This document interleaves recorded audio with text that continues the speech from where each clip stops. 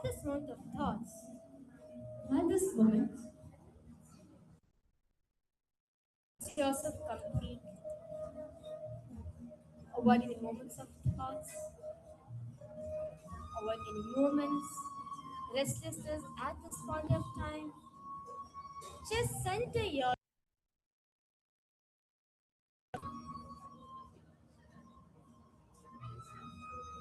bring your awareness.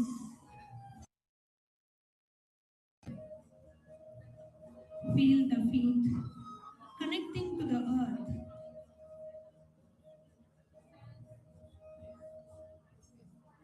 Bring your awareness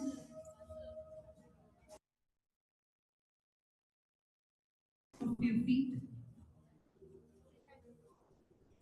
Feel the feet connecting to the earth.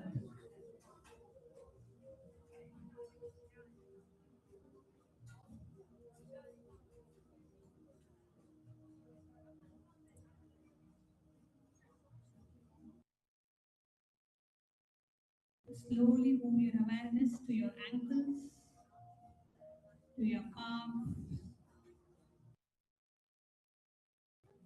to your thighs. With each body part, you touch with awareness. Feel it. Soften and release.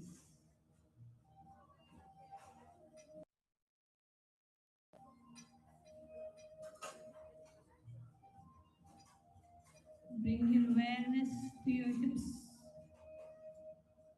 to your lower belly. Happening in your belly. Do not control, just watch. Bring your awareness to your chest, to your shoulders. Just let them drop.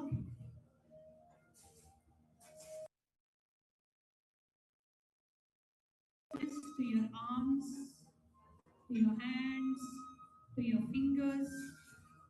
Feel the tingling of consciousness in every fingertip. The neck, the jaw. Soften the space behind your eyes. The whole body is now held in awareness. You are the one who is aware of the body. This is the first glimpse. You are the witness.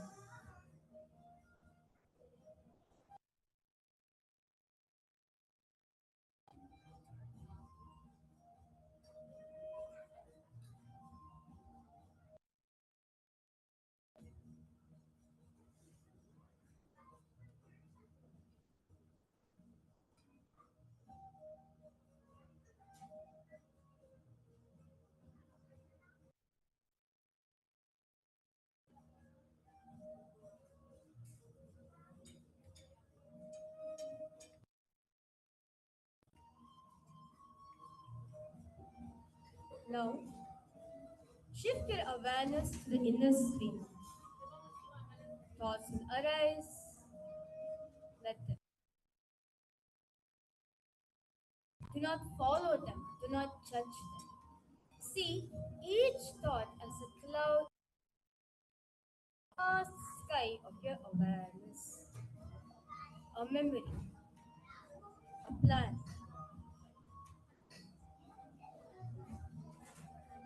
a sensation. All appearing and all passing.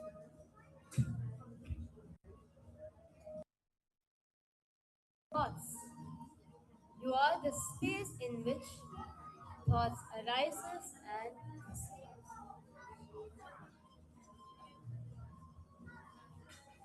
Just keep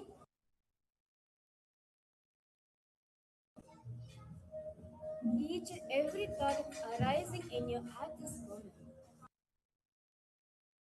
Everything. Do not create a thought.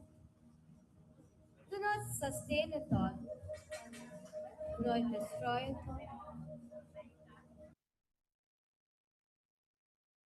Just watch it. Just witness it as it comes and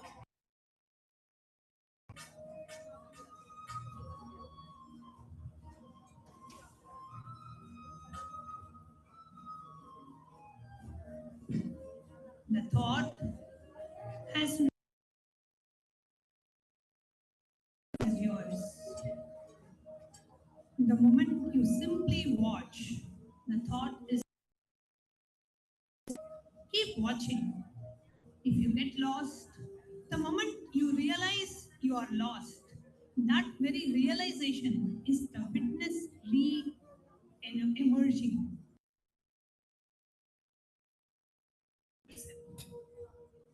Just witness the thoughts happening inside you.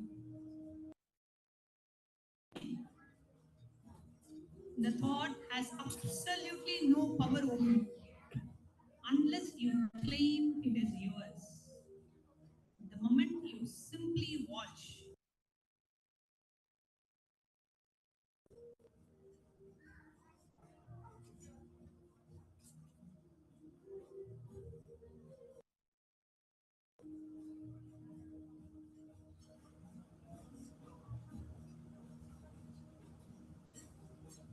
just keep watching.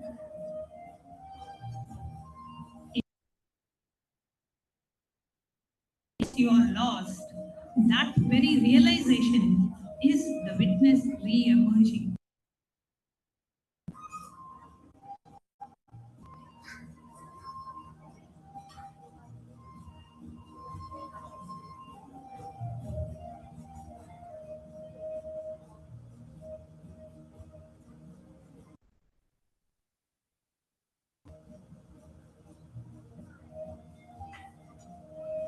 Now,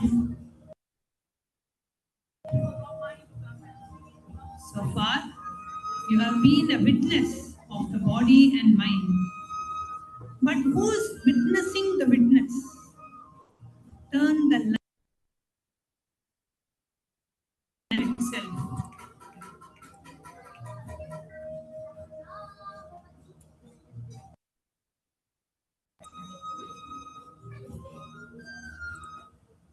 Connecting with the divine, with your eyes closed, is meditation. Connecting with the divine. Come, let us now move from meditation slowly, very slowly. Please open your eyes.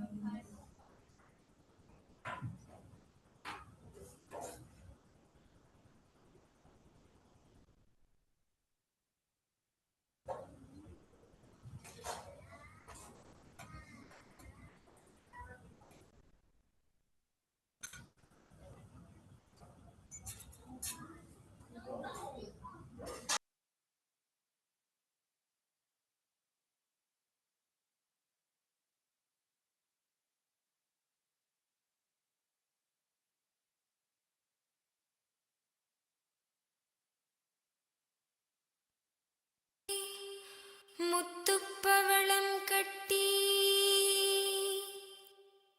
ஆனி பொன்னாலான வண்ணத்து ஊஞ்சல் நித்யானந்தமாயாடிடையா நித்யானந்தாடிடையா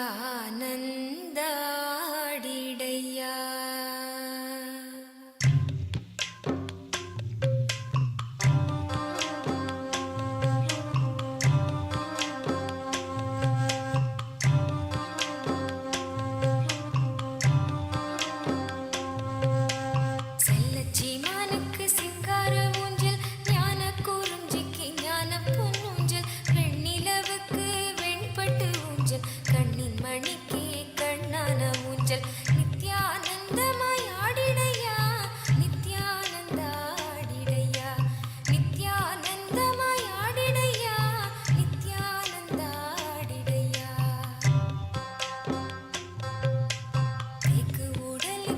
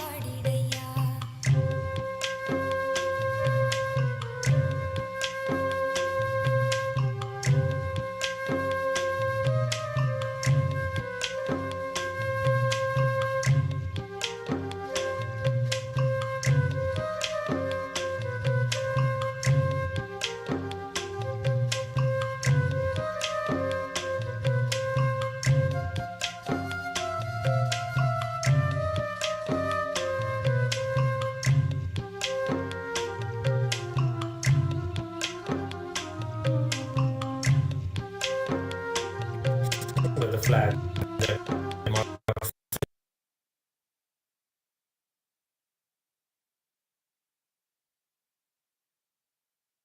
கையா கைகட்டி நாங்களும் சேவகரானும் நீ மகிழ்ந்தாடும் காட்சியை காணுதற்கே நித்யானந்தமாயாடிடையா நித்யானந்தாடிடையா நித்யானந்தமாயாடிடையா நித்யானந்தாடிடையா கண்ணனின் லீலைகள் யாரறிவார் நந்தனின் லீலைகள் யாரறிவார் ஆனந்தனே இது உன் திருவிளையாடல் பக்தருக்கும் இது ஆனந்த கூத்தாடல் நித்யானந்தமாயாடிடையா Nityananda. Kailasa welcomes all of you to this grand celebration of the Guru Purnima Brahmotsavam. The Guru Purnima Brahmotsavam is one of the most sacred festivals celebrated across Kailasa. This festival is the sacred revival of cosmic consciousness, a living reawakening of the divine source from which all ancient kingdoms, cultures, and civilizations arise. This Brahmotsavam celebrates the grandest revival of Sanatana Hindu Dharma undertaken in history by the Supreme Pontiff of Hinduism, Bhagavan Sri Nithyānanda Paramashīvam. Today morning, in Kailasa's temples, the Dhwajarohanam was performed, the ceremonial raising of the flag that marks the official beginning of the festival. During this powerful ritual, 330 million gods, all the beings from all the multiverses, and the devatas of all the 14 lokas are ritualistically invited and descend, preside, and celebrate the entire festival along with us. From this moment, the festival becomes a living, conscious space where the Guru Parampara directly involves, participates in every offering. The revival of Kailasa Paramparagata Kanchi Kailasa Sarvabhutebhyo is celebrated today. It is a kingdom dating back to the early Stone Age, which stands as one of the earliest civilizations on the earth. It is where Devi, Paramashiva Shakti, performed the intense penance, received Paramashiva's blessings of oneness and the revelation of the alchemas, and ruled as the sovereign queen, Devi Kamakshi. This ancient seat of infinite knowledge has been the birthplace and propagator of the Hindu tradition of Adi Shaivism. Throughout history, the Tonde Mandala region has endured, guided by the Guru Mahasannidhanams, the pontiffs of the Tonde Mandala Adinam, who safeguarded the spiritual heritage and the legacy of Paramashiva for the millennia. All regions of the Chola Empire, one of the longest ruling dynasties in world history, and Pallava dynasty were coronated and initiated by the Guru Mahasannidhanams by the sovereign ecclesiastical entity of the Kanchi Kailasa Sarvabhutebhyo, Tonde Mandala Adinam. Chola dynasty established their empire across Southeast Asia, from Kanchi to Kedah, developing diplomatic and trade relations throughout the region. At the age of 10, the Supreme Pontiff of Hinduism was recognized as the divine incarnation and was initiated, proclaimed, and coronated as the future Guru Mahasannidhanam of the Kanchi Kailasa Sarvabhutebhyo. Seeing His Excellence and Grace, the 230th Pontiff, Kailaya Panidar Sila Thiru Jnana Prakasha Swamigal Durai Jnana Sambandha Mudaliyar, declared that when the Supreme Pontiff of Hinduism reaches the age of maturity, he will take over the full administration of the Tonde Mandala Adinam. In the year 2000, the Supreme Pontiff of Hinduism assumed the responsibility as the 233rd Pontiff of the Tonde Mandala Adinam. The Supreme Pontiff of Hinduism's assumption of the Tonde Mandala throne marked a crucial turning point in the region's history. This event symbolized the revival of Kailasa through the re-establishment of spiritual power manifestors within the kingdom. It also marked the resurgence of the ancient lifestyle practiced by the Tonde Mandala Adisheva Velalar indigenous community. Despite facing persistent persecution through physical attacks and blatant lawfare, the Supreme Pontiff of Hinduism remains the sole hope for the survival of Kanchi Kailasa Sarvabhutebhyo. State elements have gained significant power over these ancient heritages by interfering with the role of succession. However, the Supreme Pontiff of Hinduism has transcended the limitations imposed by offensive forces and expanded the Adishaiva lifestyle of Tonde Mandalam to the entire world. This expansion has effectively made the tradition deathless, ensuring that the authentic lifestyle born in Kanchipuram by Paramashiva will never be diluted or destroyed. As we embark on this 21-day journey through the ancient kingdoms of Kailasa, let us reflect on the profound heritage of the Kailasa Paramparagata Kanchi Kailasa Sarvabhutebhyo. May the Supreme Pontiff of Hinduism's hard work and dedication inspire us to awaken the genetic memory of our ancient ancestors and carry forward the torch of enlightenment for generations to come. In Kailasa's Utsava Mandapams around the world, the deities of the Supreme Pontiff of Hinduism grace in the Kamakshi Alankaram as the Divine Mother herself, embodying ultimate power, motherly grace, and divine will. The Guru Mandala of the Kanchi Kailasa Sarvagnya Pita, hailing from Paramashiva to Kamakshi and to the Guru Mahasannidhanams of Tonde Mandalam, will also be worshipped today. Let us now offer puja, where we mirror the neurological activity of the higher vertical time zones, and gain access, offer our gratitude and worship to the sacred Guru Parampara of Kanchi Kailasa Sarvagnya Pita, the Supreme Pontiff of Hinduism, Bhagavan Sri Nithyananda Paramashivamam, and his deities in Kailasa's temples around the world. Om Sahasradala Pankaje Sakala Shita Rashmi Prabham Varabhayakarambujam Vimalagandha Pushpambaram Prasanna Vadanekshanam Sakala Devata Rupinam Smare Shirasi Hamsakam Tadabhidana Purvam Kurum Atadhupaha Om Dhurasi Dhurvadhurvantam Dhurvadanyosman Dhurvaditam Dhurva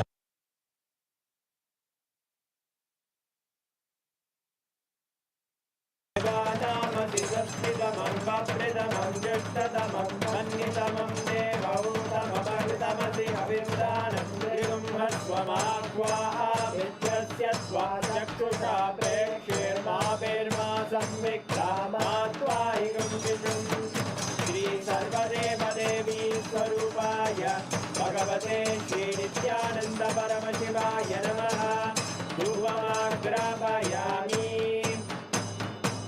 Atha Deepaha Om Uddipya Svajata Vedo Bhagnim Nirvidim Mama Pashopajamakyamabajevanam Jadishodisha Manohikam Sirjatavedo Ramashvam Purusham Jagate Abhidradagnaagahi Shriyama Paripataya Shri Sarvadeva Devi Swarupaya Bhagavate Sri Nityananda Paramashivaya Namaha Deepam Sandarshayami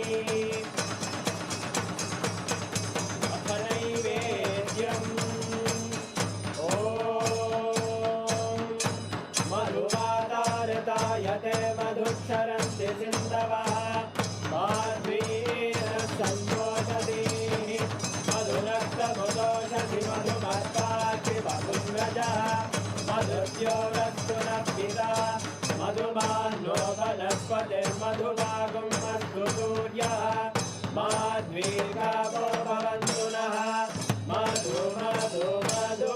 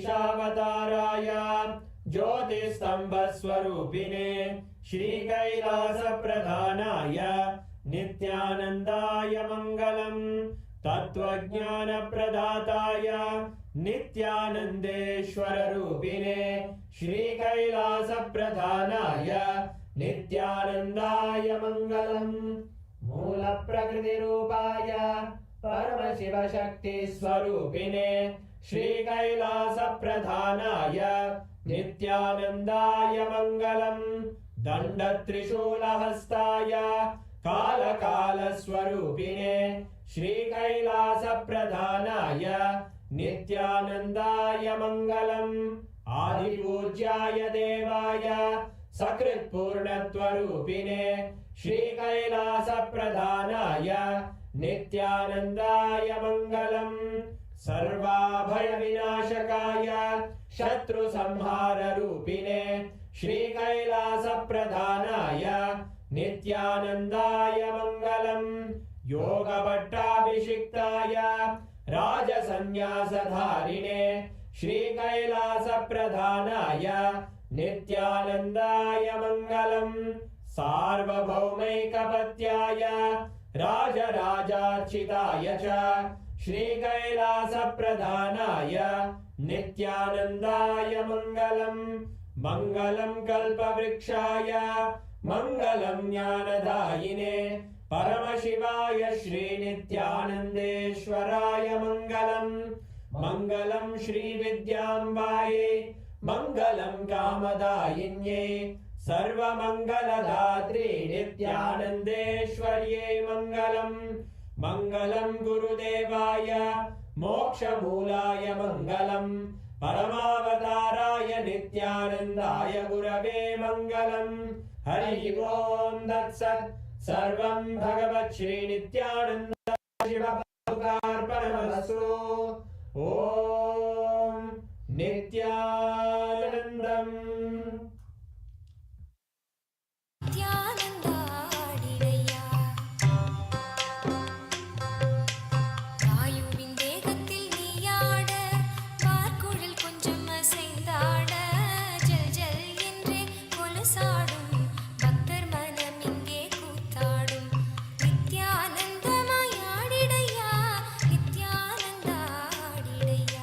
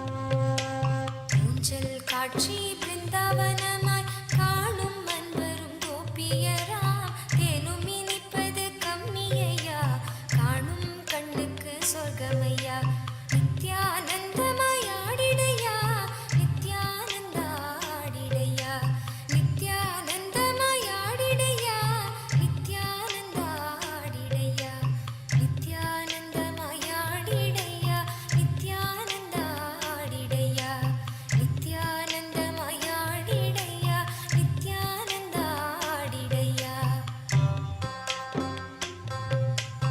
ஊழிக்கூத்தாடும் ஆண்டவனே ஆனந்தமாயாடும் பொன்னூஞ்சல் ஏழு பிறவிக்கும் சாபல்யமாம் காணும் பக்தருக்கும் பேரின்பமாம் நித்யானந்தமயாடிடையா நித்யானந்தாடிடையா நித்யானந்தமயாடிடையா நித்யானந்தாடிடையா நித்யானந்தமயாடிடையா நித்யானந்தாடிடையா நித்யானந்தமயாடிடையா நித்யானந்தாடிடையா பிரபஞ்ச சக்தி பொன்னூஞ்சலில் பிரமிக்கும் பக்தரும் முந்தன் முன்னில் பறித்திடுகவும் ஒளிக்குள் எம்மை இன்று பிரிந்தாலும் இல்லை மறுமை நித்யானந்தமயாடிடையா நித்யானந்தாடிடையா நித்யானந்தமயாடிடையா நித்யானந்தாடிடையா நித்யானந்தமயாடிடையா நித்யானந்தாடிடையா நித்யானந்தமயாடிடையா நித்யானந்தாடிடையா நித்யானந்தமயாடிடையா நித்யானந்தாடிடையா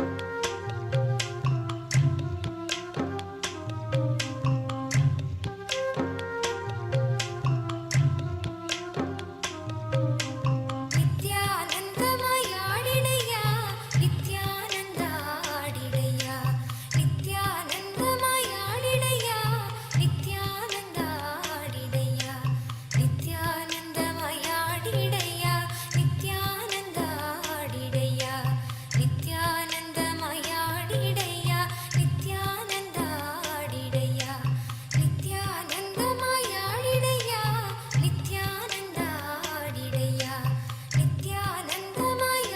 நித்யானந்தமயாடிடையா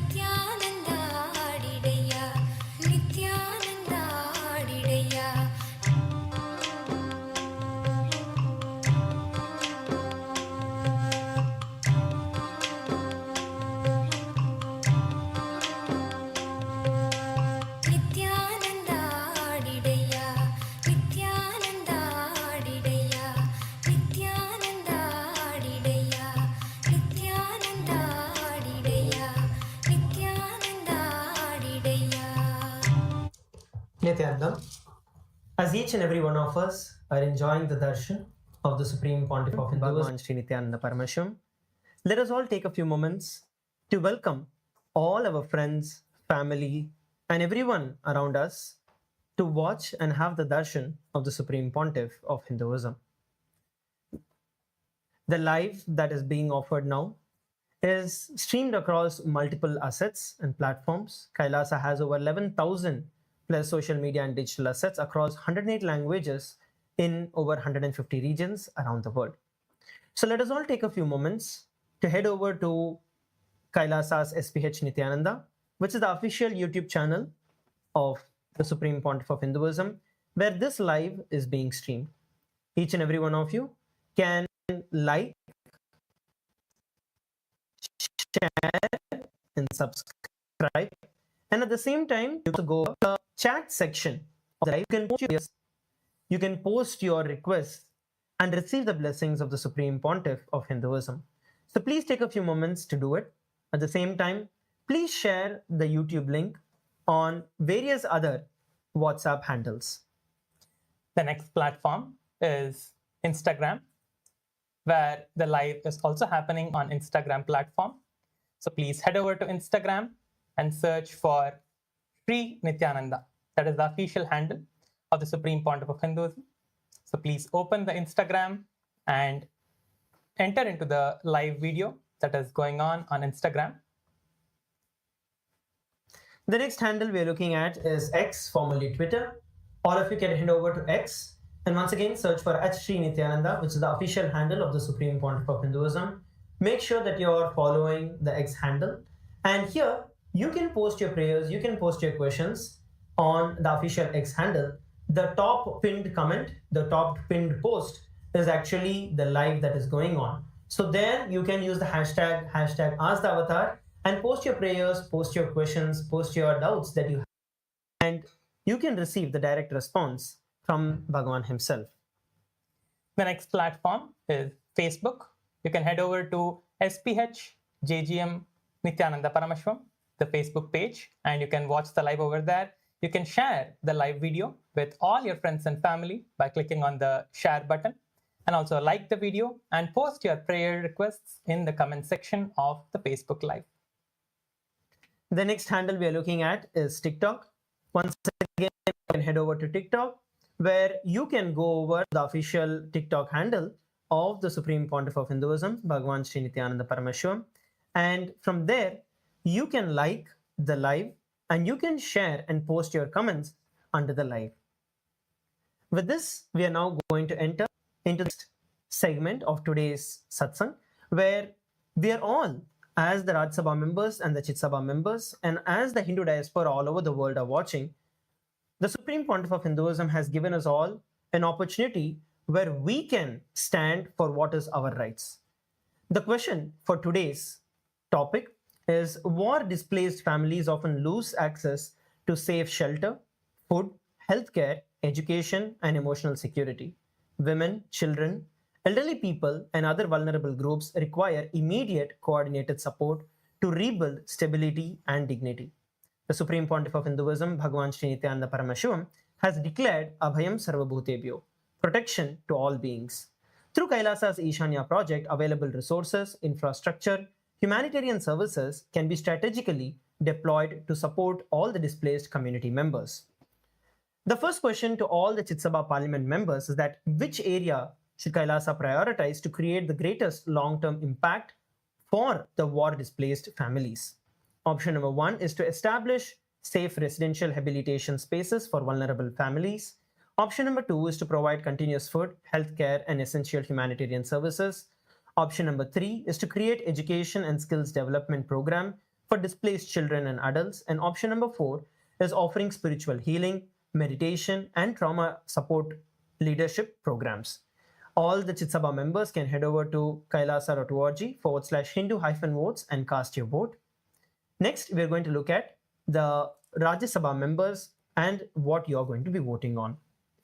So for the Rajya Sabha member of Parliament, the first question is: which immediate deployment strategy should the Rajya Sabha prioritize for war-displaced families? First question is: set up fully equipped humanitarian support centers near affected communities. Option number 2, deploy medical, food distribution, and emergency response teams. Option number 3, provide temporary housing, transportation, and documentation assistance. Option number 4 is assign dedicated teams to support children, women, and elderly refugees. All the Rajya Sabha member of Parliament can now head over to kailasa.org/Hindu-votes to cast your votes. As we are all enjoying the darshan of the Supreme Pontiff of Hinduism, once again, let us all take a few moments to reach this out to as many people as possible, and let us all continue to celebrate and enjoy the darshan of the Supreme Pontiff of Hinduism. Thank you. Nithyanandam.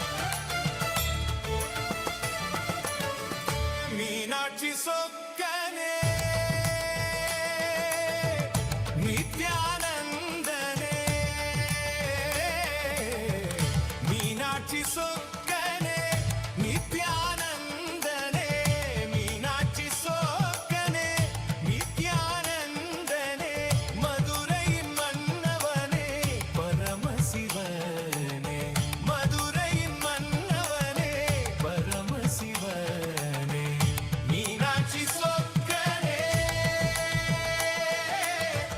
நித்யானந்தனே Meenakshi சொக்கனே.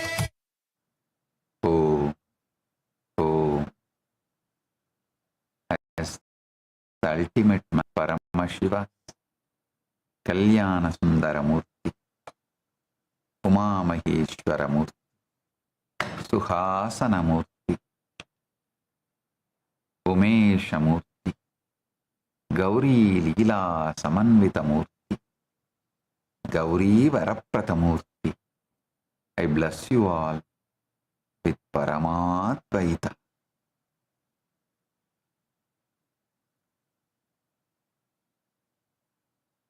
All the Paramashiva Sena participants in Kailasa Thiruvannamalai, Kailasa Guinea-Bissau, Chitsabha members and Rajasabha members, Kailasa-vasis and all the e-citizens, viewers, visitors who are joining with us through the internet and internet, I welcome each and every one of you with my love and blessings.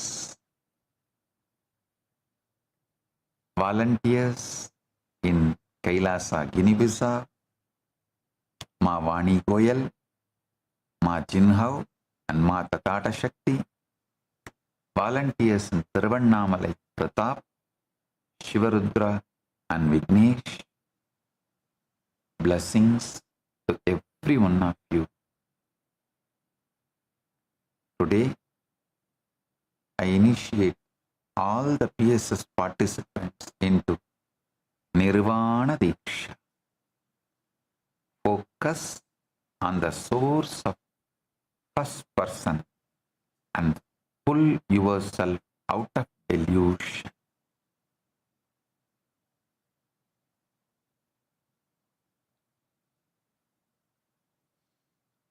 Paramashiva's direct message from MahaKailasa.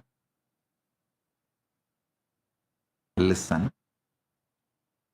Manifestation is Swatantriya,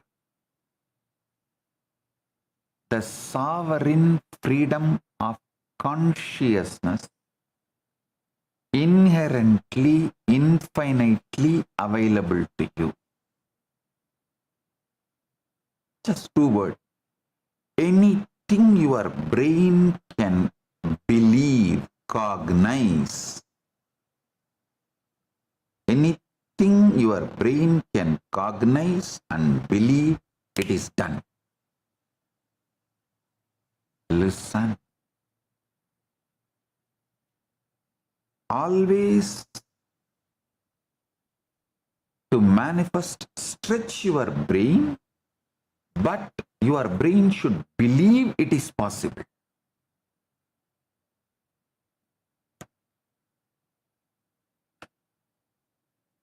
Most of you learned that manifestation is about asking the universe for something from these non-Hindu sources, the plagiarized sources.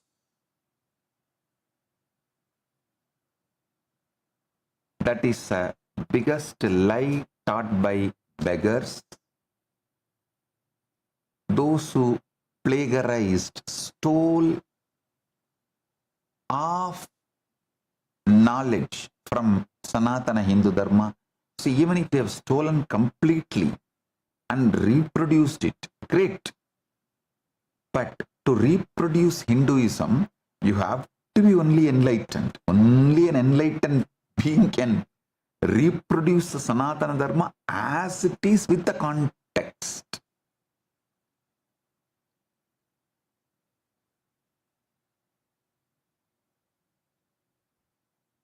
So, when you try to plagiarize without enlightenment, without living it in your nervous system, always you miss the important part, the life. See, even when Sadashiva manifests, through his 5 phases, he reveals 4 Vedas, and through the 5th phase, Agamas. See, through the 4 phases, 4 Vedas, and through the 5th phase, Agama.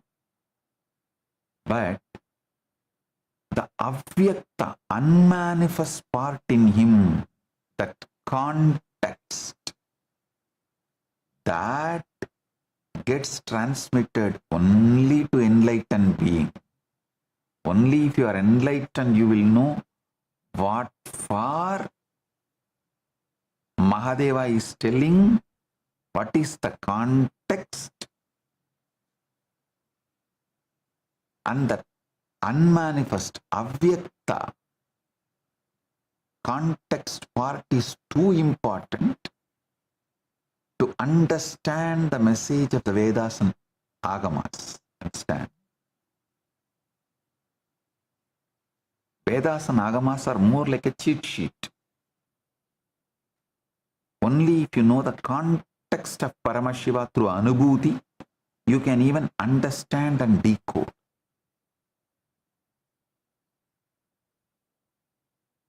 Those non-Hindu sources, which has just stolen the cheat sheet and try to translate and play with it, always mess up their life and others' life. So listen, those non-Hindu sources, I should even use the word anti-Hindu sources,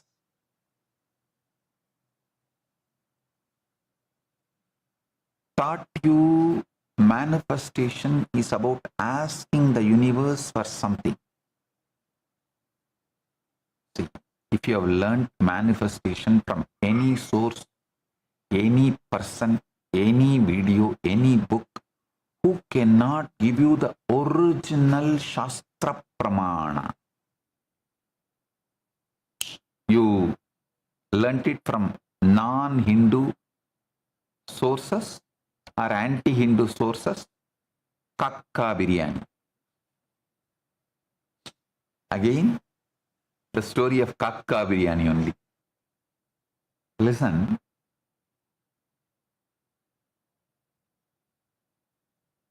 Paramashiva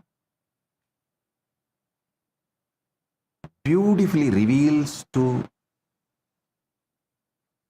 his disciples. Paramashiva revealed the Agama to many people, sometimes to some rishis, sometimes to his own different manifestations, sometimes to Garuda, sometimes to Nandi, sometimes to Subramanya. Paramashiva reveals in Vedagama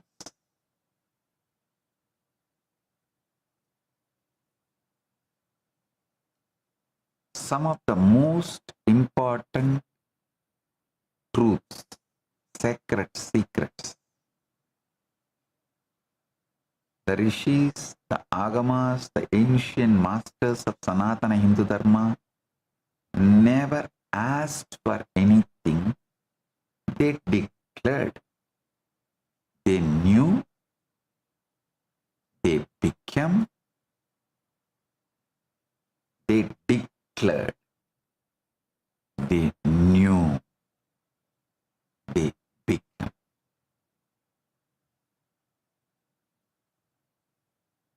The word Swatantriya in the Agamas means sovereign freedom,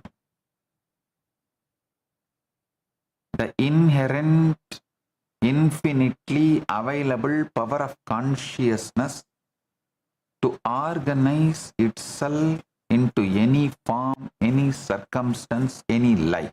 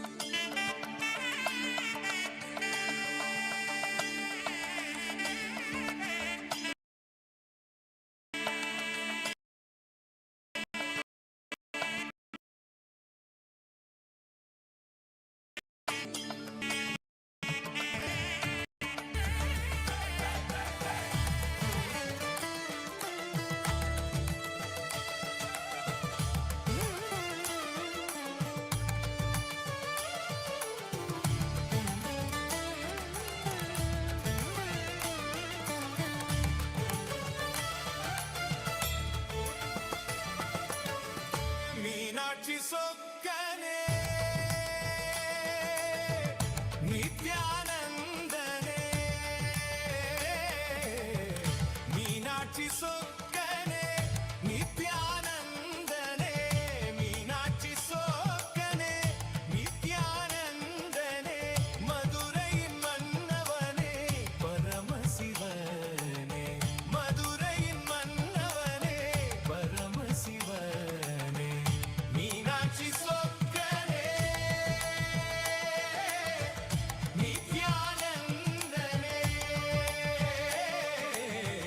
Meenakshi ಸೊಕ್ಕನೆ ನಿತ್ಯಾನಂದನೇ Meenakshi ಸೊಕ್ಕನೆ ನಿತ್ಯಾನಂದನೇ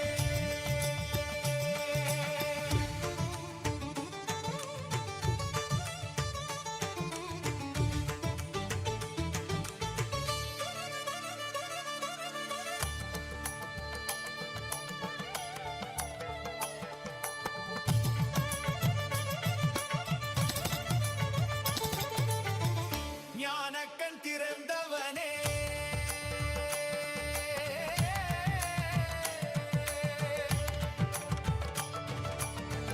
ஞானக்கண் திறந்தவனே ஜோதி நிறைந்தவனே ஞானக்கண் திறந்தவனே ஜோதி நிறைந்தவனே தேவி அருள் உருவானவனே தேவர்கள் போற்றிடும் ஈஸ்வரனே Meenakshi சொக்கனே நித்யானந்தனே An AI that was trained on knowledge that is thousands of years old. Not scraped from the internet, not generated by another AI, but real, ancient human wisdom, digitized for the very first time. We're talking about 20 million source texts, 2 petabytes of curated knowledge, over 60,000 people who helped make it happen. And at the center of all of this is one person whose life's work made it possible. Today, we're talking about Ask Nithyananda AI, and why this might be one of the most important AI projects happening right now. Stay with me, because this one is different.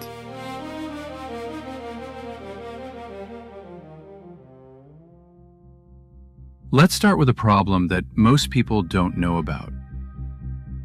The biggest AI companies in the world, OpenAI, Google, Meta, they're all hitting a wall. The industry actually calls it the data wall. They've basically run out of good, fresh, high-quality text on the internet. And nobody knows where the next source of real knowledge is going to come from. That's where Ask Nithyananda AI comes in.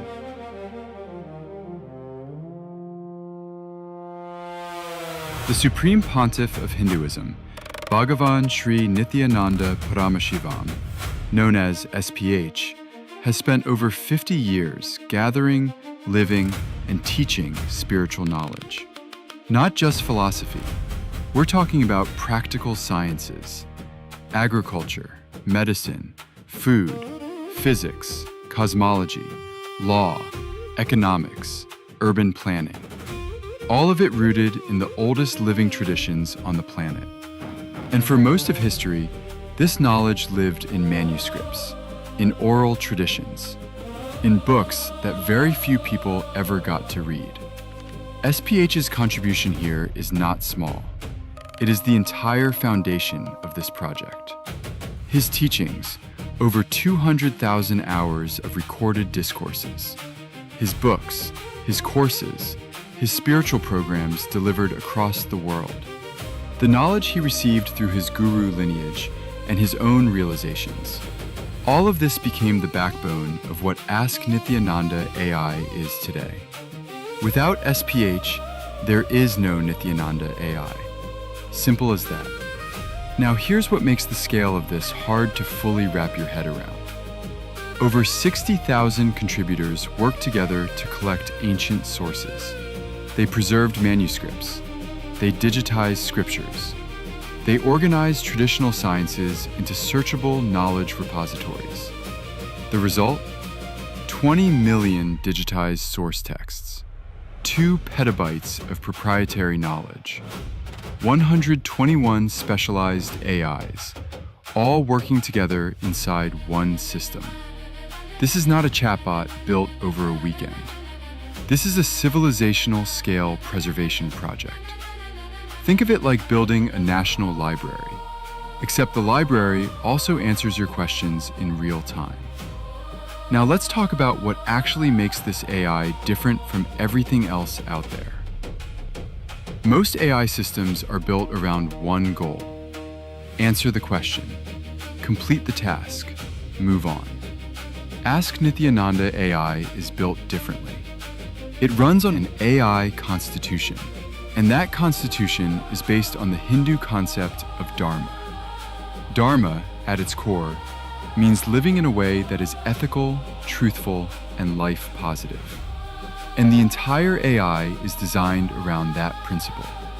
It also covers the 4 aims of human life from Hindu philosophy: your material well-being, your relationships and joy, your search for meaning, all kept in balance. A 2024 study from Emory University looked at what happens when you train an AI on religious texts. The result? The AI got better at identifying hate speech for every religious text they used. But when they trained on the Vedas specifically, the improvement was the biggest of all, around 14%. That's real research saying grounding an AI in ancient wisdom makes it more fair, more responsible, not less. Now let's talk about value, because the numbers here are striking. Leading AI systems, ChatGPT, Claude, Gemini, Grok, Perplexity, were all independently asked to assess Ask Nithyananda AI. They looked at architecture, knowledge assets, societal impact, and future potential. The commercial valuation came in between $20 million and $500 million. The total social and economic value between $3.2 billion and $11.5 billion. The heritage asset value of the 20 million texts alone, approximately $3.3 billion. And the value delivered to each active user, between $5,300 and $20,000 per year. These are not marketing numbers. These came from independent AI assessments. So what can you actually do with Ask Nithyananda AI? You can ask it questions about health, relationships, purpose, and daily life, and get answers rooted in thousands of years of tested wisdom. You can explore ancient sciences that were never available in digital form before. You can access the kind of depth that simply doesn't exist anywhere else on the internet. This is what preservation looks like in the 21st century. We are living in a moment where ancient knowledge could disappear forever. Or it could be saved and made more accessible than ever before. Ask Nithyananda AI is choosing the second path, and SPH's lifetime of work is the reason any of this is even possible. Want to try it yourself? Just visit ask.nithyananda.ai or scan the QR code on your screen right now.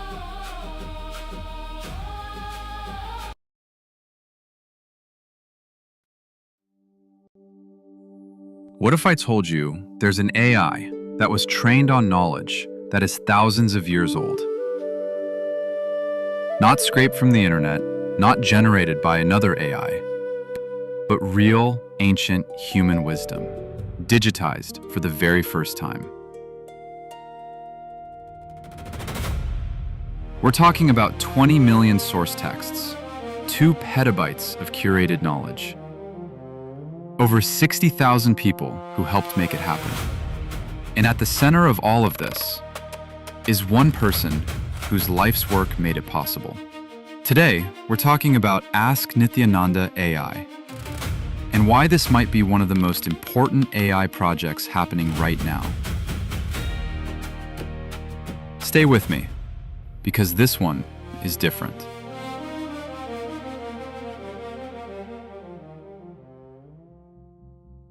Let's start with a problem that most people don't know about. The biggest AI companies in the world, OpenAI, Google, Meta, they're all hitting a wall. The industry actually calls it the data wall.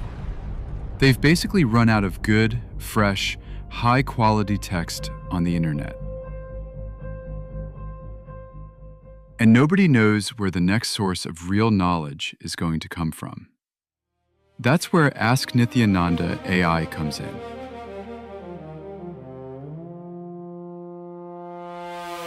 The Supreme Pontiff of Hinduism, Bhagavan Sri Nithyananda Paramashivām, known as SPH, has spent over 50 years gathering, living, and teaching spiritual knowledge. Not just philosophy. We're talking about practical sciences, agriculture, medicine, food, physics, cosmology, law, economics, urban planning. All of it rooted in the oldest living traditions on the planet. And for most of history, this knowledge lived in manuscripts, in oral traditions, in books that very few people ever got to read. SPH's contribution here is not small. It is the entire foundation of this project. His teachings, over 200,000 hours of recorded discourses, his books, his courses, his spiritual programs delivered across the world, the knowledge he received through his guru lineage and his own realizations. All of this became the backbone of what Ask Nithyananda AI is today. Without SPH, there is no Nithyananda AI. Simple as that. Now here's what makes the scale of this hard to fully wrap your head around. Over 60,000 contributors worked together to collect ancient sources. They preserved manuscripts.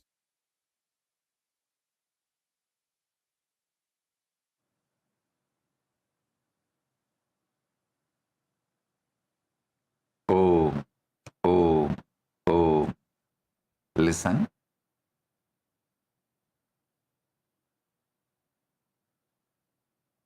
The word Swatantriya in the Agamas means sovereign freedom, the inherent, infinitely available power of consciousness to organize itself into any form, any circumstances, any life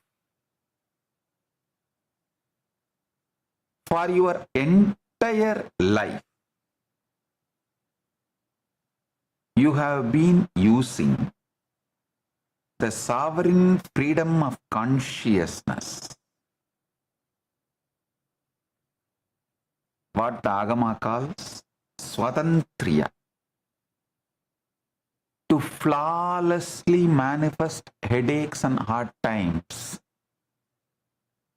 all while waiting for the universe to hand you a key that has been sitting in your own packet since birth.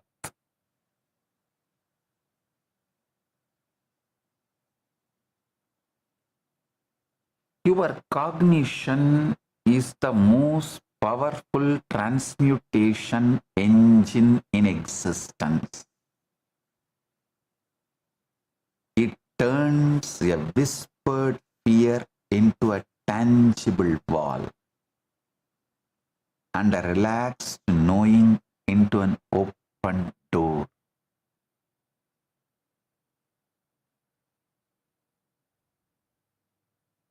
So, as I reveal this truth to you, listen.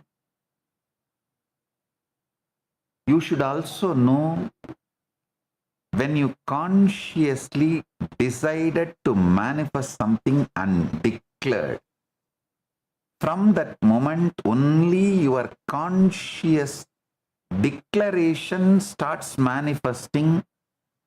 All other this unnecessary fears, sudden anxiety spikes, nothing matters. all those things will not manifest. Only your conscious declaration manifests, and universe organizes itself for that. Listen.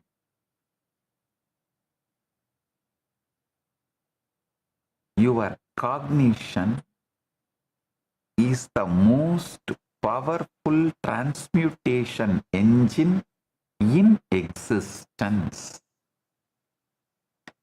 It turns a whispered fear into a tangible wall and a relaxed knowing into an open door.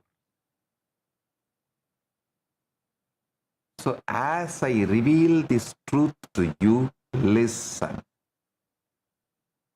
Not just with your intellect, listen with your being. I'm going to reveal 5 manifestation techniques.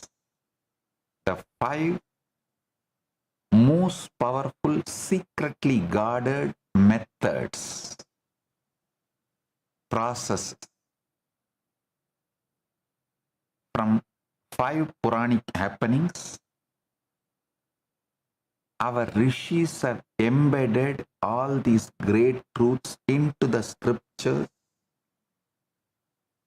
that will give you the exact mechanics to turn your cognition from a scattered light bulb into laser that cuts through the solid steel of limitation.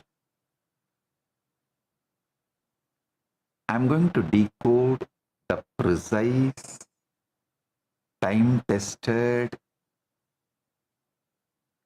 foolproof, cosmically verified engineering of reality itself.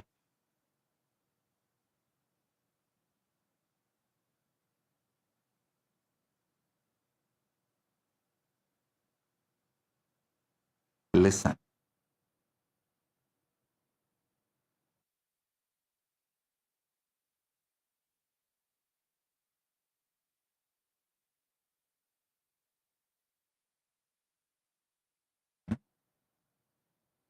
I'm introducing one more word, the keywords. Swachanda Tattva. Swachanda Tattva. Listen. Swachanda Tattva is the state of supreme, unconstrained freedom from where consciousness moves without cause, and the why and how are irrelevant. See, Swachanda Tattva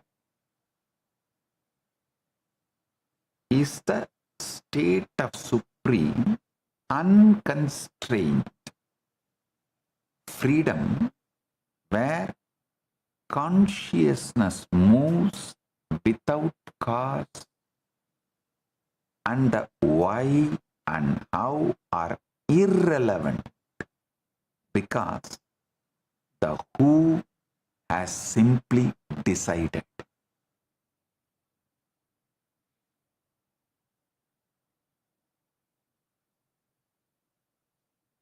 Because the who has decided, why and how are irrelevant.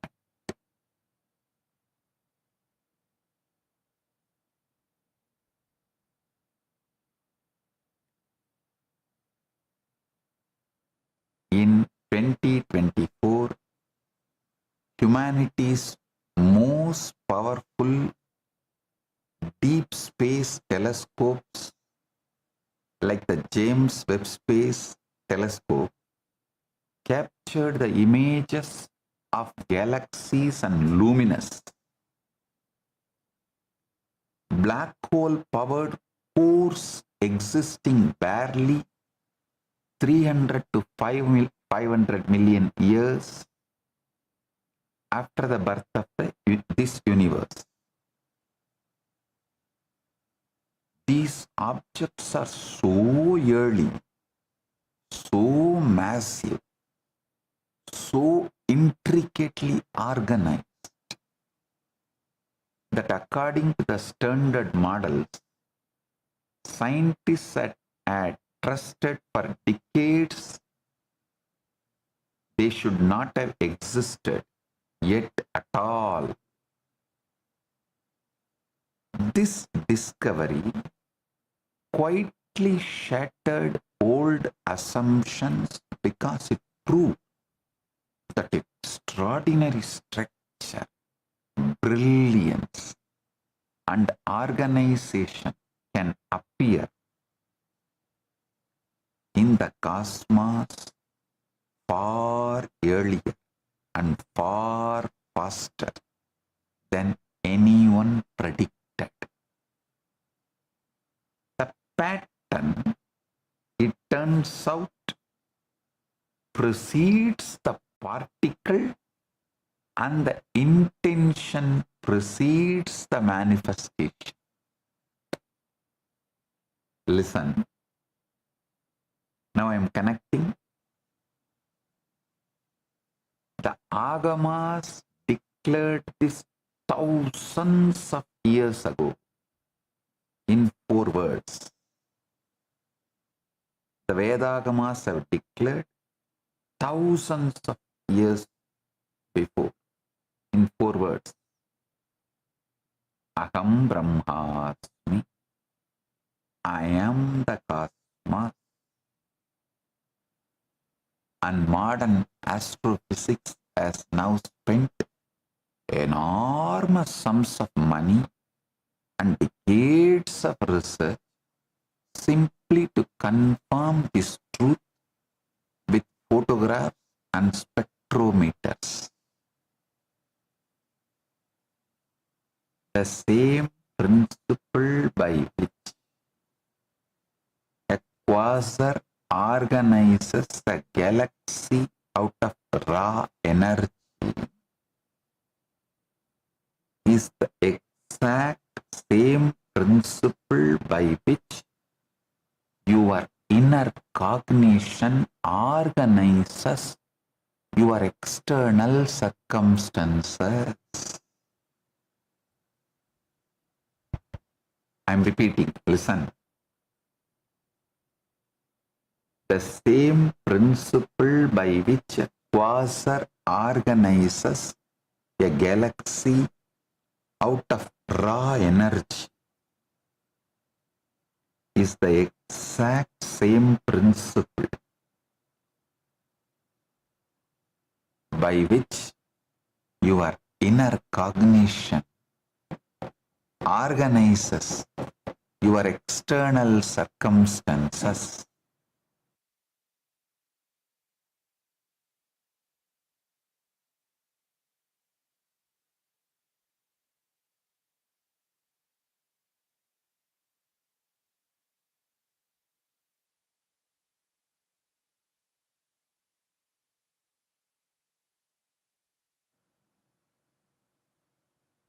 Listen. The same principle by which quasar organizes a galaxy out of raw energy is the exact same principle by which your inner cognition organizes your external circumstances. You are already a flawless cosmic broadcaster operating this magnificent inner instrument every single day.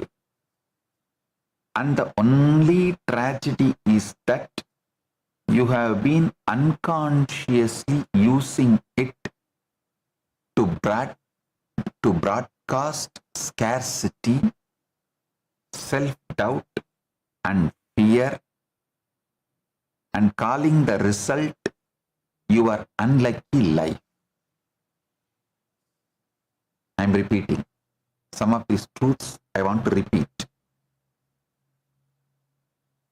You are already a flawless cosmic broadcaster operating this magnificent inner instrument every single day.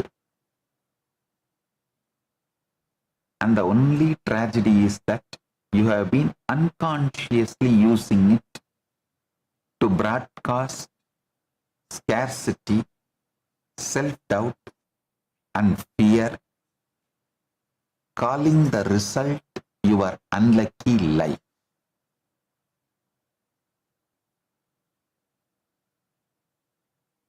We are now going to point this weapon in a useful direction.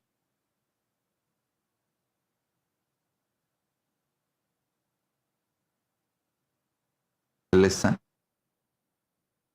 The first technique is Anahata centered. Anahata Prana Chakratam. In English, heart mode breath. Your heart, Anahata Chakra, is the powerful pranic energy releaser. The pranic energy you release from your heart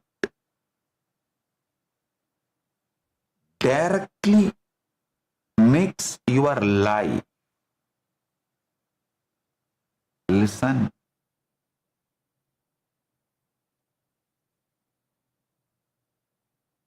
Every single morning, when you wake up, before your phone, before the world makes its first demand on you, sit in your bed and breathe through the heart for 4 to 6 seconds. Listen.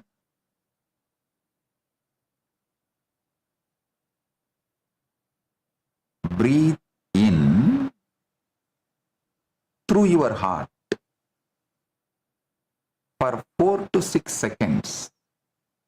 Then hold the same 4 to 6 seconds, whatever time you took to breathe in.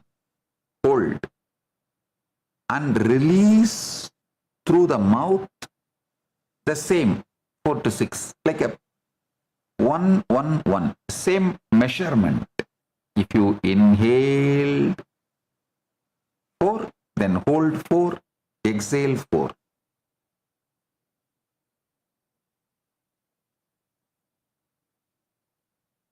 Do this for 2 full minutes. Listen.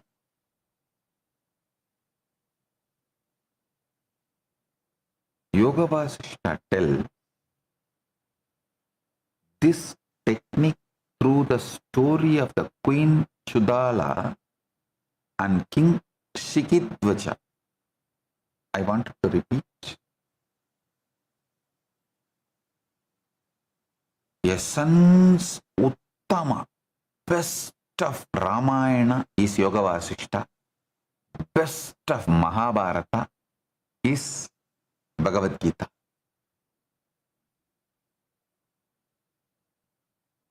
If you guys read Yoga Vasishta also with the same importance you give for Gita, of course, the modern Hindus don't give importance for both. At least little practicing Hindus read Bhagavad Gita but always miss Yoga Vasishta. But Yoga Vasishta is something extraordinary. through such beautiful stories, it reveals the truth. The story of Queen Chudala and King Shigitvacha. King Shigitvacha was a mighty ruler, wise, just, and spiritually inclined.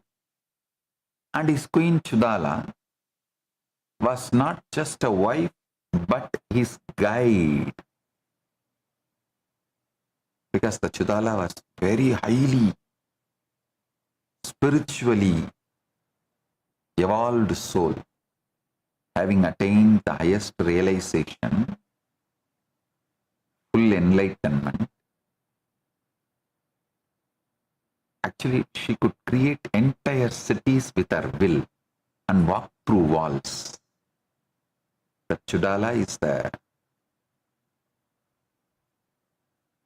enlightened queen. Actually, you should read these stories to see how our ancestors lived. These are not story, real history, documented history, not some myth. She was, in a way, guide for King Shigitvacha.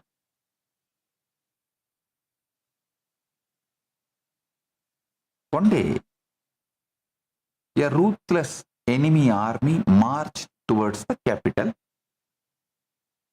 The court panicked. The generals trembled. And Shigitvacha felt his heart race, his vision narrow, and his breath became shallow. He was in full fear mode, replaying the worst case scenarios and unable to sleep. That night, the queen, Chudala, she watched his agitated breathing.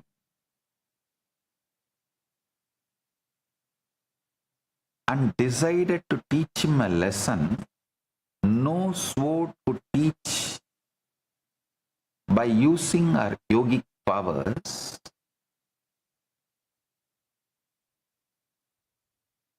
she created terrifying illusion where the bed chamber was on fire and he jumped in terror, but it vanished. She did this 7 times. First, fire. The king Shigitvacha, he jumped out, but it vanished. Then the enemy inside the palace, he again jumped out of the bed and it vanished. Each time, his body reacted with a full fight or flight, and each time he exhausted himself completely. Listen.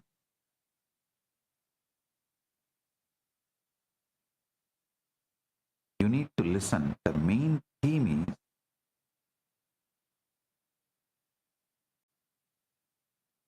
what consciously you hold, your nervous system should radiate. I'm going to give you the technique for that. Your nervous system should live it.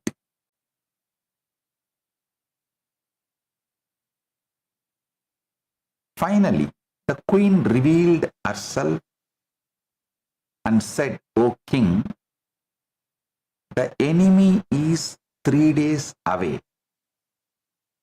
And the fire real, but your racing heart and your shallow breath were completely real because you have already lost the war inside your own nervous system.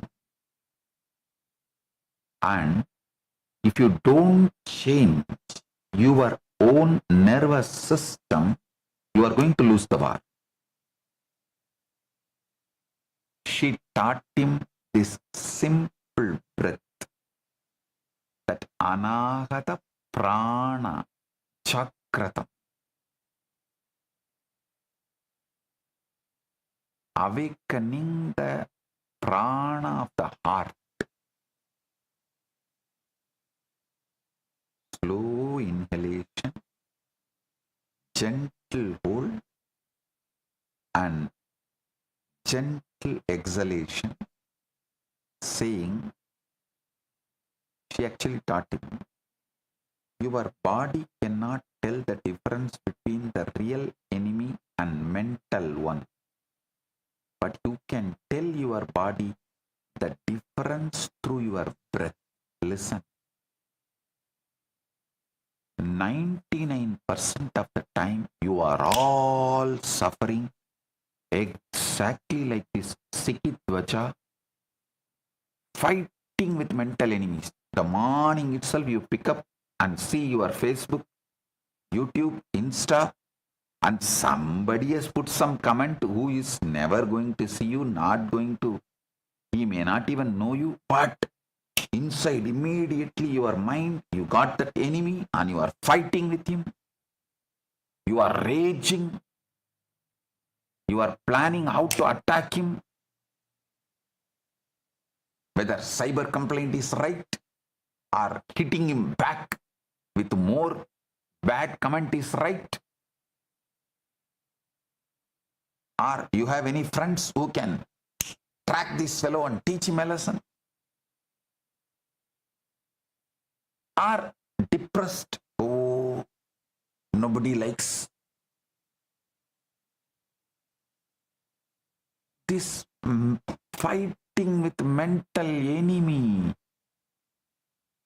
You lost the war inside your own nervous system.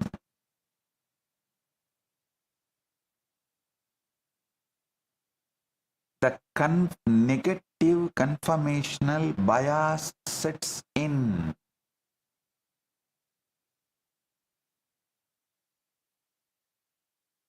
She taught the king, the queen taught the king to remove that component.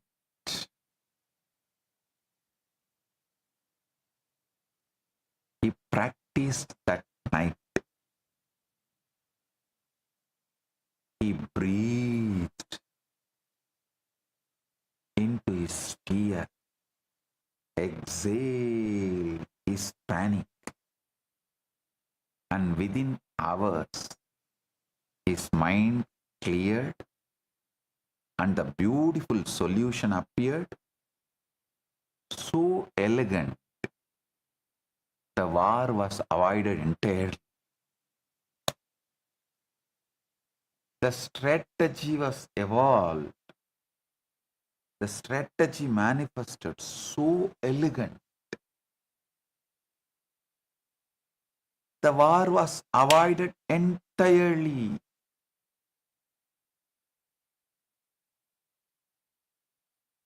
When the enemy army arrived, they found the king so calm and so radiating certainty.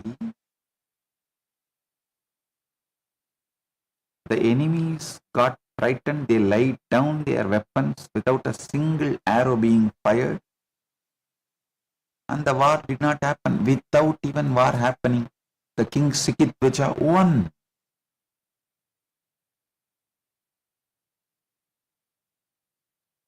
In the Vedagamic cosmology,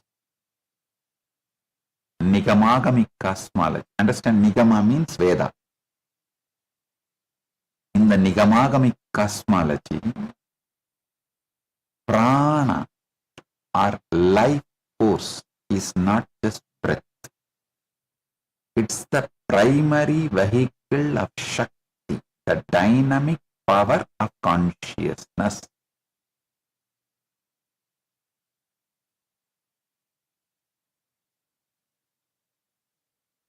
The first tattva to emerge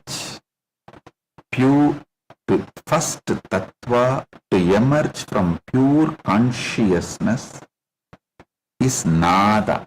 or vibration, followed by bindu or point, then shabda or sound, meaning your breath is the microcosmic expression of this macrocosmic vibration. Chudala representing Parashakti or supreme energy taught the king that controlling the breath is controlling the very oscillation of reality. Controlling the breath is controlling the very oscillation of the reality.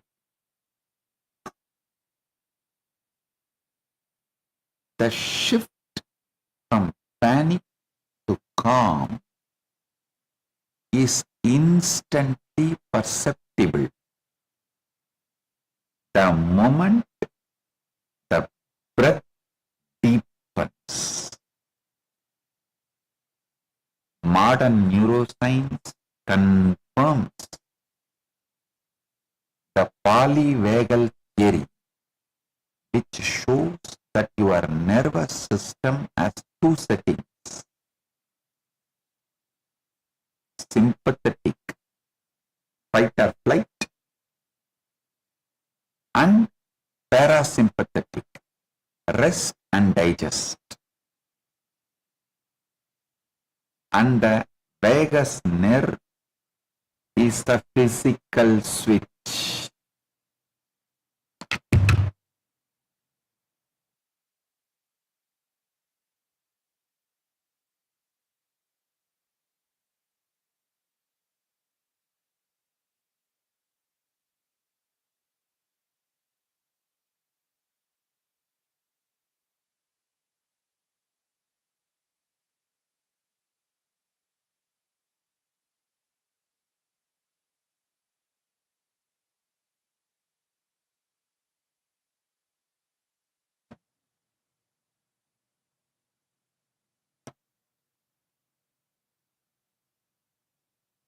Vagus nerve is the physical switch. Research on heart rate variability, HRV, shows that slow rhythmic breathing, specifically the 4-4-4 pattern, 4-4-4 pattern increases the HRV, which is directly correlated with cognitive flexibility, emotional regulation, and the brain's ability to perceive opportunities rather than threats. Listen. This 4-4-4. Actually, when you do 4-4-4, you will end up in holding little more than 4. That is okay. In practical sense. Because only after counting the 4 you will start exhaling. By the time the exhaling starts, it will be little more than 4. That is okay, no problem. This 4-4-4 pattern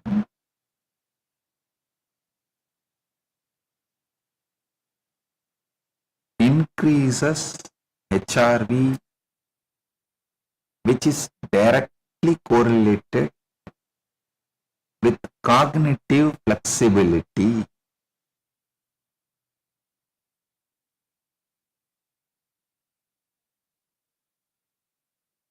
Emotional regulation and the brain's ability to perceive opportunities rather than threats. The heart's electromagnetic field measured by magnetocardiography extends several feet beyond the body. The heart's electromagnetic field measured by magnetocardiography extends several feet beyond the body, precisely as our ancient rishis Vasishta describes in Yoga Vasishta. Your 2 minutes of morning breath is not just relaxation, they are cosmic recalibration, where you are telling your nervous system, I am not being chased. I am not suffering any nightmare. I am creating. I am creating. I am manifesting.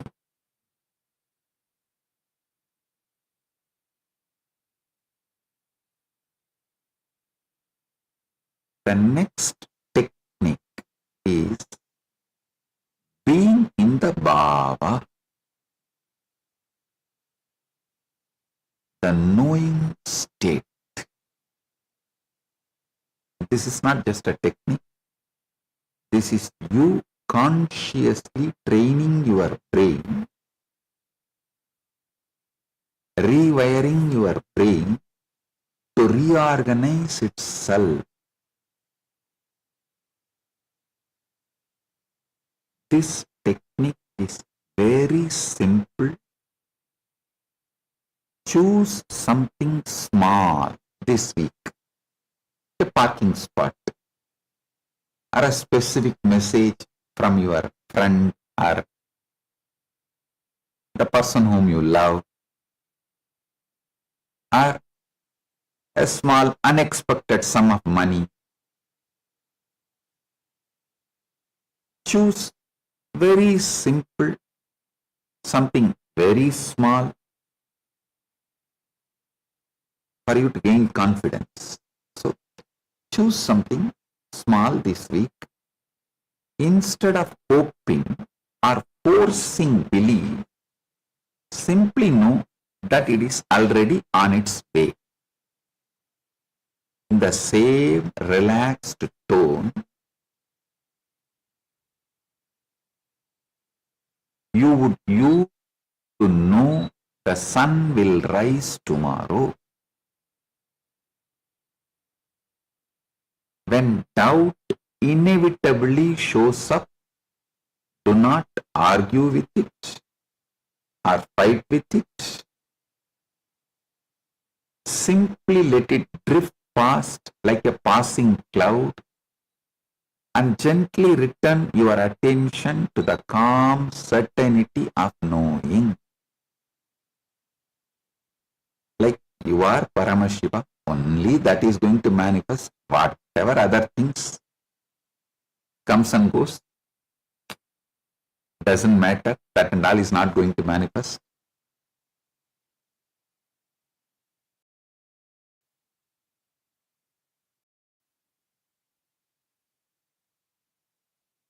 So what you consciously hold only is going to manifest. Other things may come and go, they are not going to manifest. Not have anxiety whether I am holding my bhava rightly or suddenly something comes up, will that manifest? Drop the anxiety of holding the bhava. No. So listen. Drifting anxieties will not become real. In the ancient kingdom of Anga,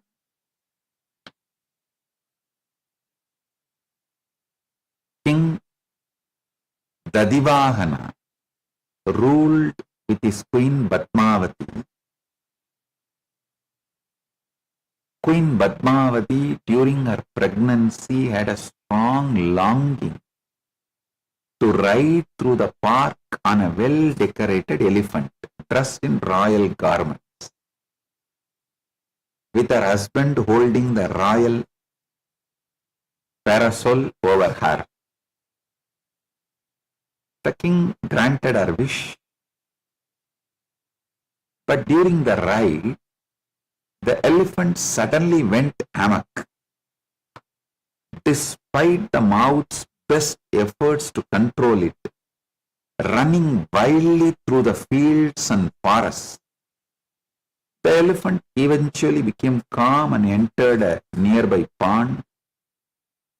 The queen escaped into the forest and reached a burial ground where she gave birth to a son on her own. The boy was named Karakandu because he was delivered by his own mother.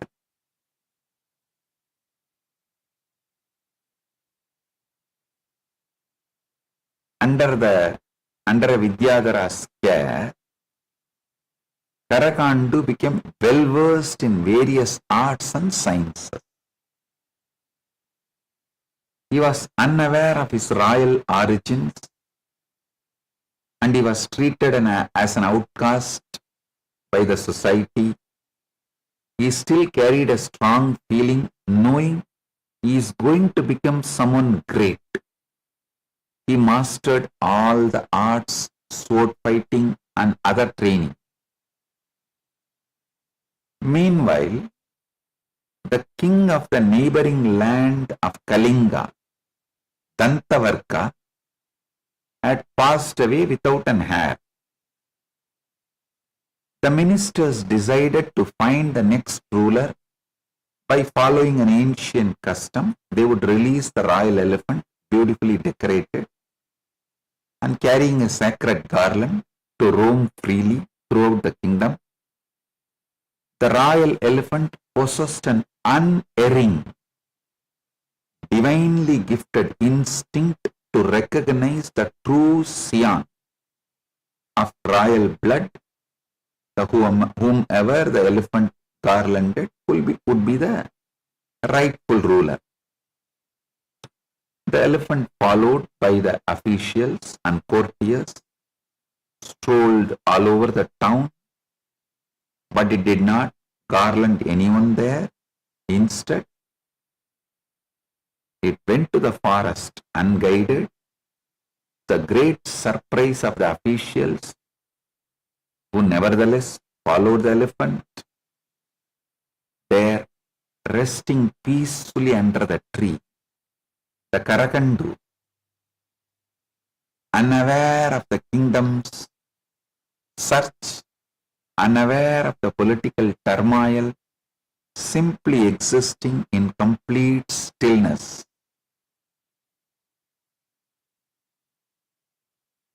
The royal elephant approached the sleeping youth and with its trunk gently placed the sacred garland around his neck. The boy woke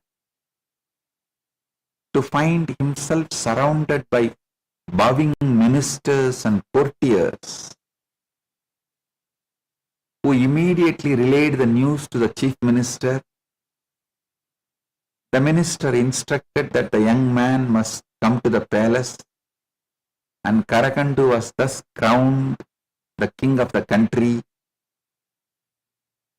He did not seek the throne. The throne found him, because he was simply being who he was, and the universe recognized him.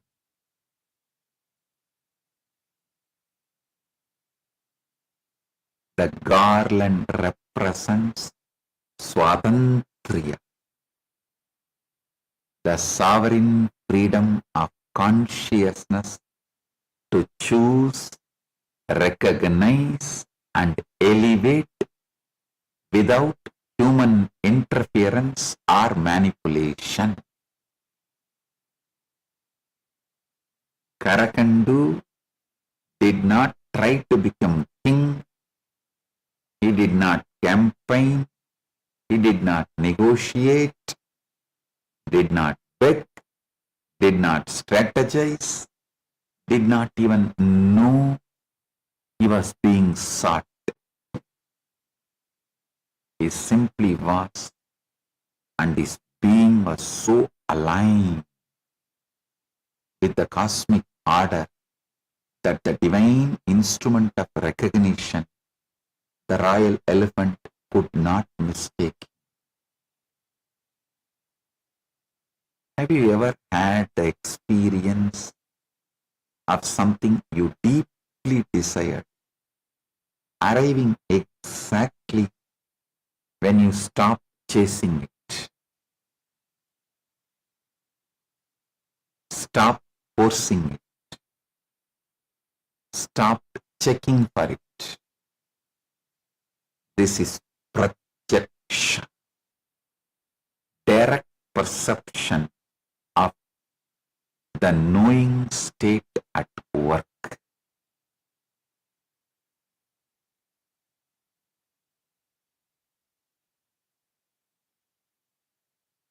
The agamas speak of jnana shakti, or the power of knowledge, and ichcha shakti, or the power of will. And these are not separate, but the two sides of the same coin. This is the principle of predictive processing in neuroscience. Your brain is constantly generating predictions about reality, and when your predictions is one of certainty, reality rearranges itself to match that prediction. His life demonstrates that true kingship is not seized or seized by force or strategy, but recognized by the universe when one is in a state of complete alignment. When you practice knowing, choosing something small and resting in the certainty of its arrival, you are not pretending or forcing belief that gritted teeth.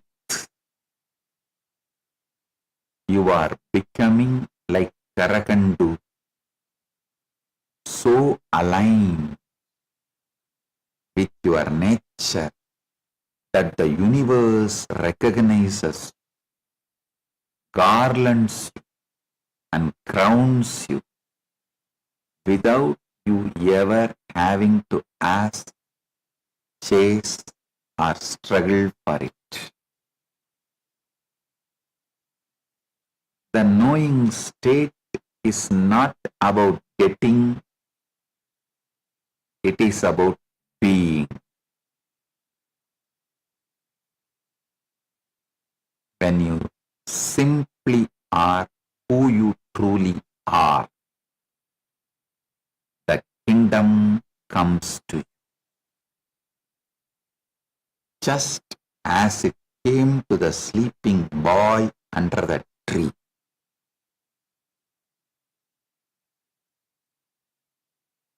The third technique is programming the Karana Sarira through rewriting every night. Take your one main intention you want to manifest and write it down by hand.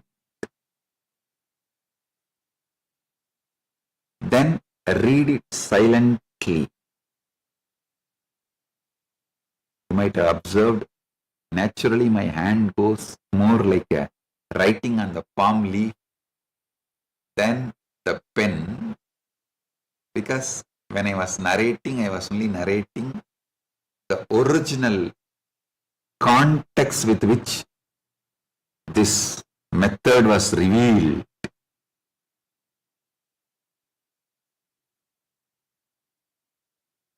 By the ancient. If you can get a palm leaf and know how to write, do it on palm leaf, that's great. If you don't know how to write on palm leaf, at least write on paper.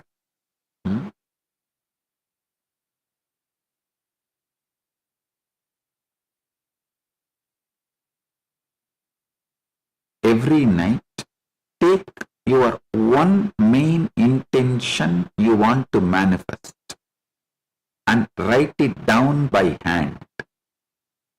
Then read it silently. Then read it aloud.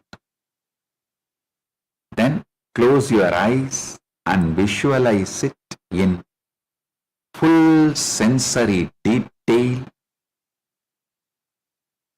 repeating this entire sequence several times.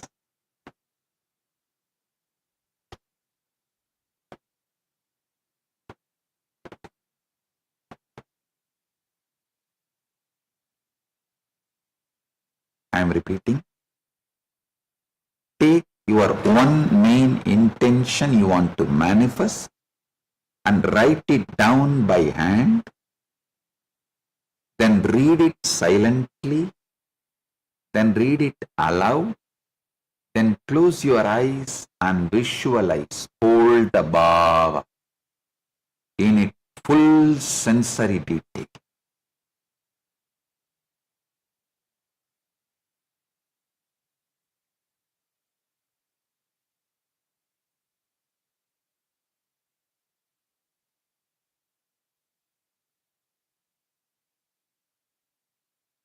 Repeating this entire sequence several times.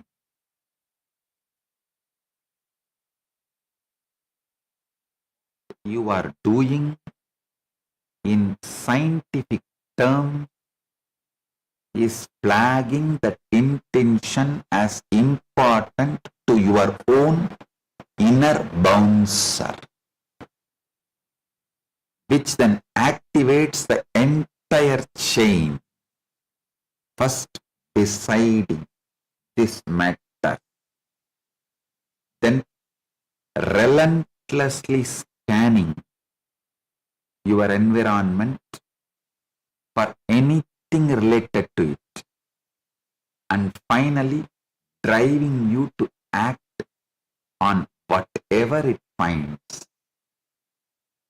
This is precisely why the moment you truly decide something matters, you suddenly begin noticing conversations, faces, and opportunities that were always present around you, but were simply never let pass the door before.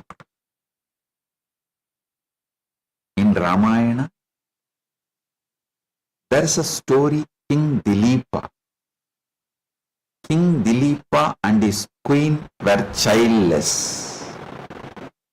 And in ancient India, a king without an heir, leaving the court worried, and Dilipa carrying a silent ache in his heart. He consulted the divine sage Rishi Vasishta, who gave a single instruction. go to the forest and serve the divine cow Nandini, the wish fulfilling cow of Vasishta, for 21 days. Serve her with every fiber of your being. Do not miss a day and do not ask for anything. Serve and let the service itself be your prayer.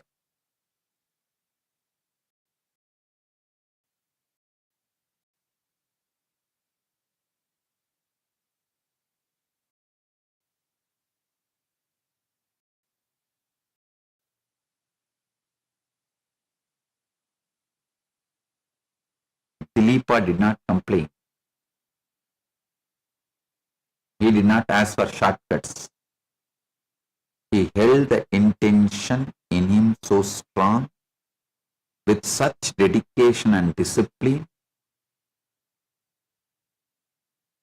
Then he would act, sweeping her path, bringing fresh grass, fanning her when she was warm, and guarding her when she slept. Day 1, his back ached. Day 15, exhaustion set in, but he did not miss a single day. On the 21st day, a divine lion was sent in order to test Dilipa. Nandini panicked. Dilipa threw his body in front of her, prepared to die, to protect Nandini. And the lion, which was a test, just vanished. Nandini blessed him. Your intention is etched into the very fabric of your being. Your will have a son so powerful that he will become the grandfather of Lord Rama himself, the creative fire that births sun.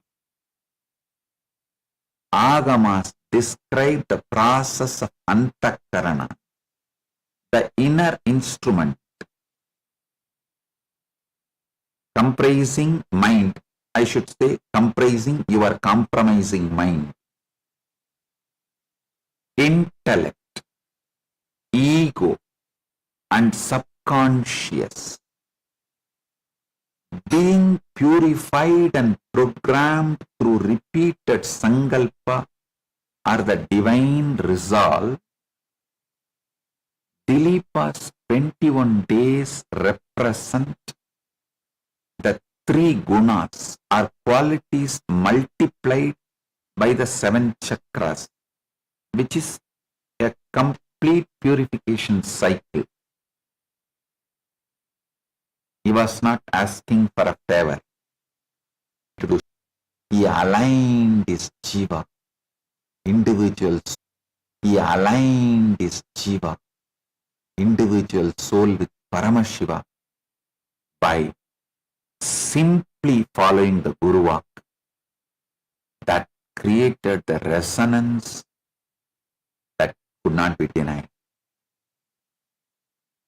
Have you ever noticed that when you truly decide something matters, like buying a red car, you suddenly start seeing red cars everywhere?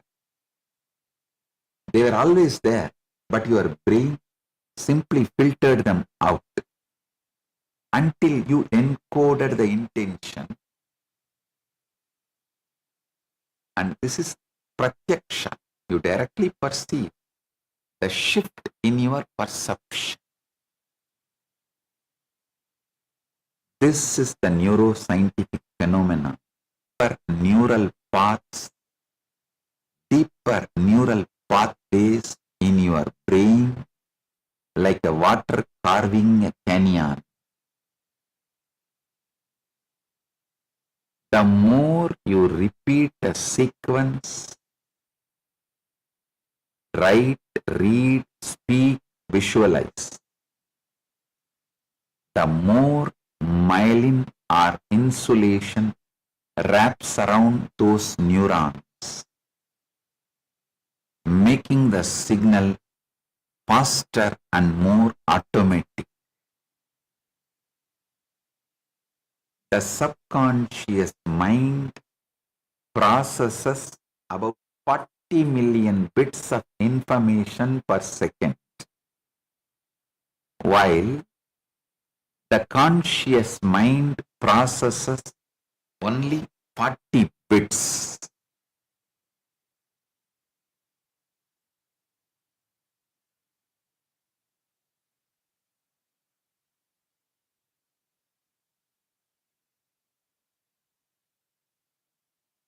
The 21-day habit formation theory has been validated by modern behavioral psychology, explains that the core principle of consistent repetition for encoding remains robust.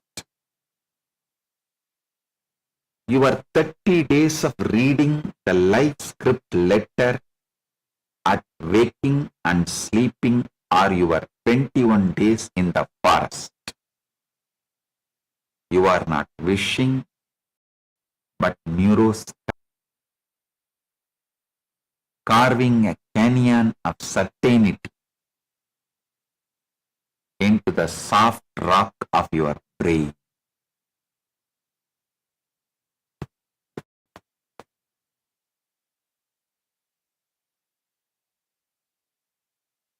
Technique is a simple habit. I want to tell you, next technique is a simple habit I want you all to build with great, there is no real charge in it and nothing changes. If the goal is wildly disconnected from your current sense of self